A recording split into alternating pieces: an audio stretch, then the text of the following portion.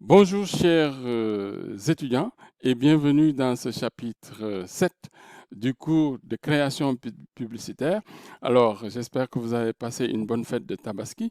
J'attendais mon mouton, mais je n'ai rien vu. Personne ne m'a appelé pour me dire Divinity. Ah, ça, c'est pas bien. Alors, nous allons aborder aujourd'hui comment concevoir une affiche.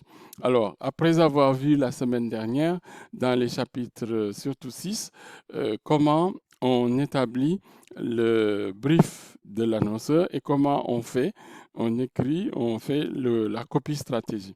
Normalement, on devrait poursuivre dans cette lancée avec le PTC, le plan de travail créatif, qui est très important, qui est une extension un peu, un document qui permet aux créatifs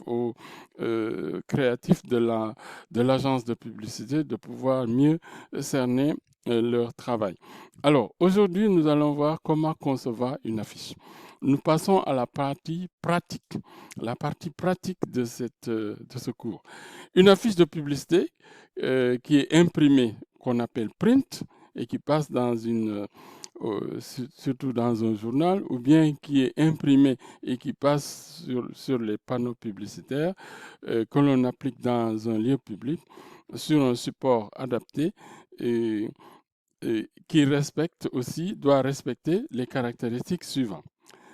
Comme on l'a vu dans l'analyse d'une affiche ou bien d'une annonce publicitaire, on doit retrouver dans cette affiche le visuel, qui est la photo illustration des éléments graphiques de la publicité. Le headline, qui est l'accroche, c'est-à-dire c'est le message, le slogan publicitaire pour éveiller la curiosité et provoquer la lecture, pour véhiculer un message. Et souvent, le headline complète le visuel. Je l'ai déjà expliqué dans le chapitre 2.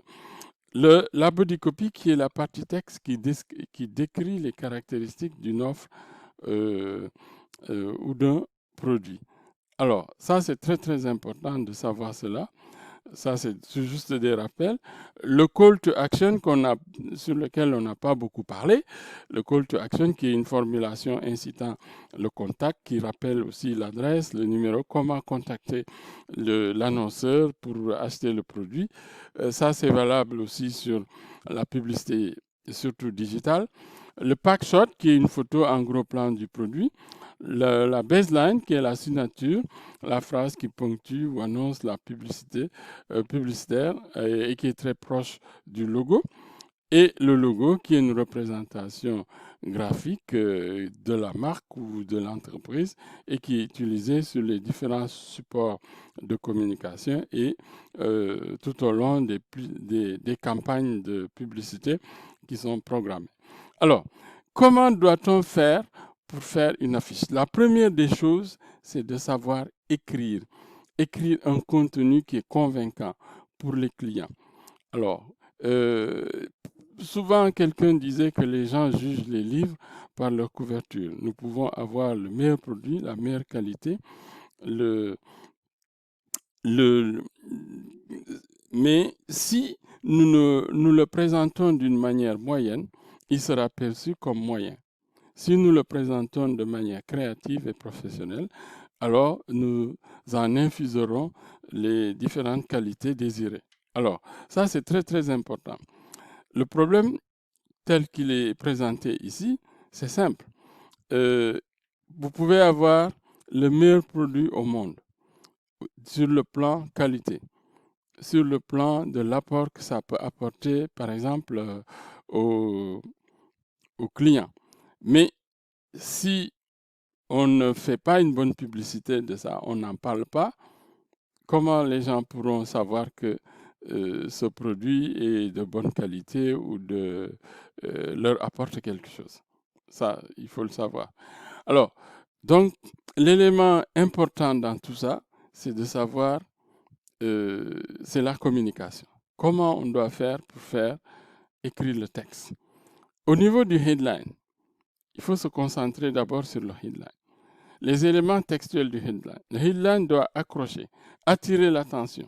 Le message doit être court, sous forme d'affirmation, avec soit des phrases interrogatives.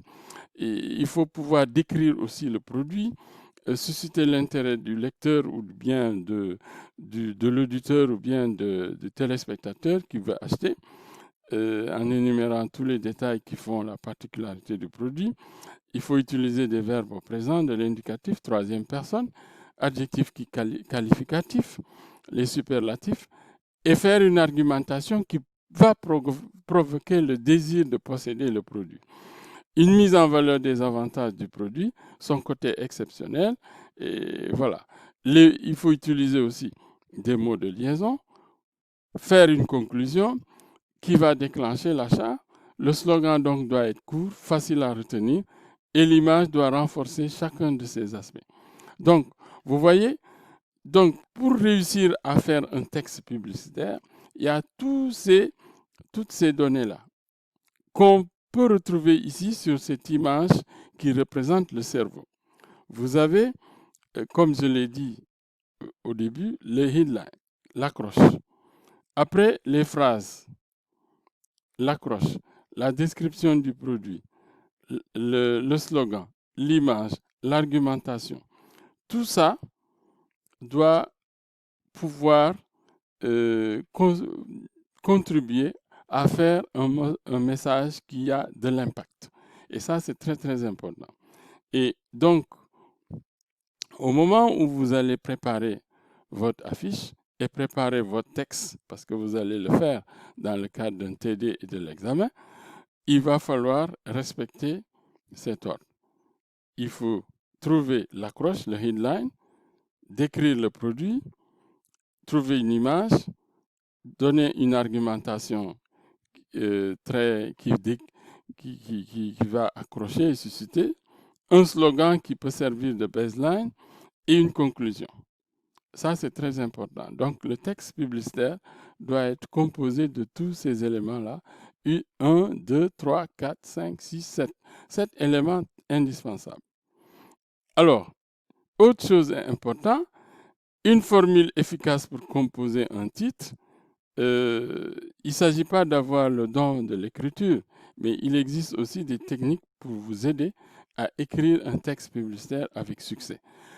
Je l'ai dit, dans les métiers qu'on trouve en agence, il y a un métier qui est très prisé, qui est le copywriter. C'est le rédacteur, le concepteur-rédacteur. Et c'est un métier qui est bien payé. Et le copywriter, disons, il joue un rôle fondamental à partir d'ici. C'est lui qui doit concevoir le texte, qui doit faire mouche dans la publicité. Alors, dans les conseils qu'on vous donne, on vous demande d'utiliser le vous plutôt que le je. Pourquoi le vous? Parce qu'il faut chercher à impliquer le client. Le client doit être au centre de la publicité. Donc, nous vous offrons tous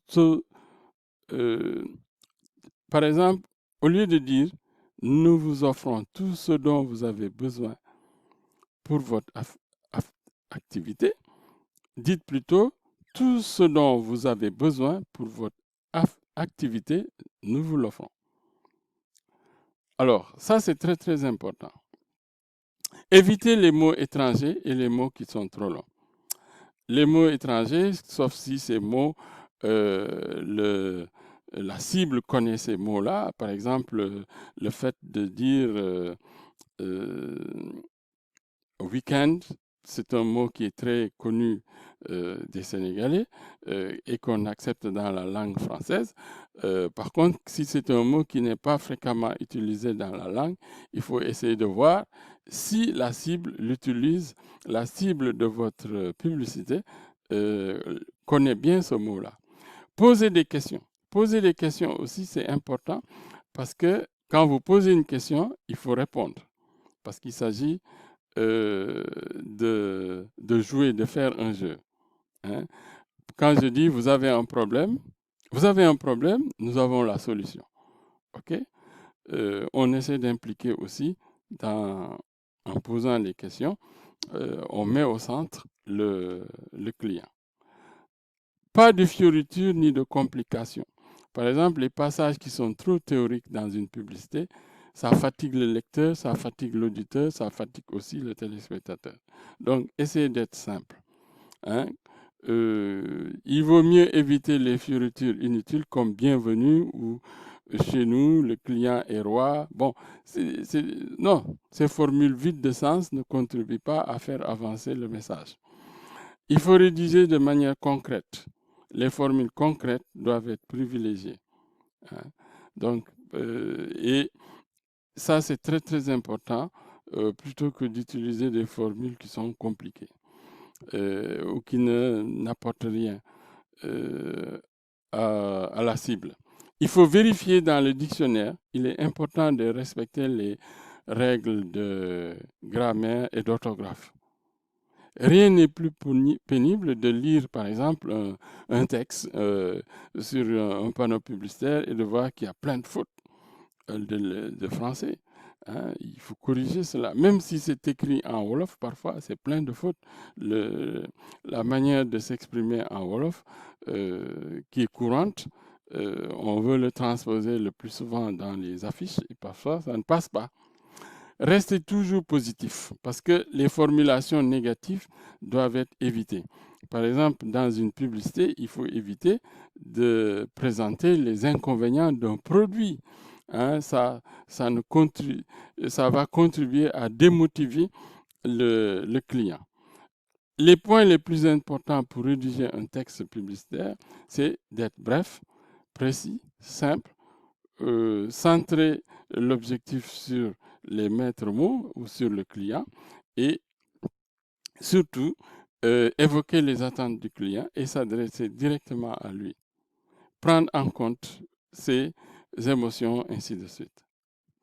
Alors, vous voyez pour le reste, je vous ai apporté des exemples de slogans publicitaires qui sont beaucoup plus des baselines et il faut s'amuser un peu à retrouver la baseline de chacune de ces marques.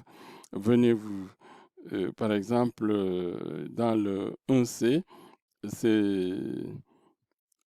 je crois que c'est Volvic. Venez comme vous êtes. Non, c'est pas Volvic. C'est McDo. Venez comme vous êtes. McDo, ça, c'est sa baseline. Hein. Il y a pas mal d'autres choses aussi. Vivons mobile, ça, c'est avec SFR. À fond la forme. Dites adieu à la saleté, ainsi de suite. Alors, nous allons voir maintenant, vous voyez un peu dans les types de phrases qu'on peut utiliser pour rédiger un slogan publicitaire. La phrase peut être impérative ou injonctive.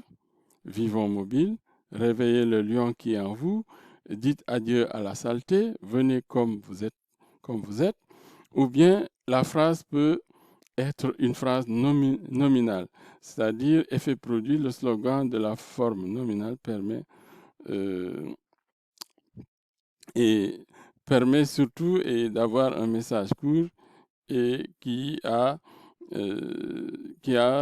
la particularité d'avoir un certain sens. À fond la forme, en avant les histoires, par amour du goût, le contrat de confiance, mon partenaire, ma sœur. Voilà. Voilà. Et vous voyez ici, il y a des exemples d'affiches avec les 7 éléments dont j'ai parlé ici. Surtout concernant le headline, il s'agit de la publicité de Clio. Ici, ça, c'est la publicité de Schweppes. Voilà. Maintenant, nous allons passer à la dernière partie de cette vidéo qui concerne ce qu'il faut faire pour faire une affiche. Pour faire une affiche, vous avez deux possibilités. Soit vous utilisez Photoshop. Je vous ai donné suffisamment d'indications pour télécharger Photoshop avec des tutoriels que je vous ai donnés comme complément de cours. Soit vous utilisez Publisher. Voilà. Ou bien vous utilisez Microsoft Word. Et j'ai détaillé dans les documents de cours comment il faut faire avec un tutoriel. Dans une vidéo comme ça, de 15 minutes, qui est une vidéo de cours, c'est un peu difficile de le détailler. Mais je vous renvoie vers les tutoriels.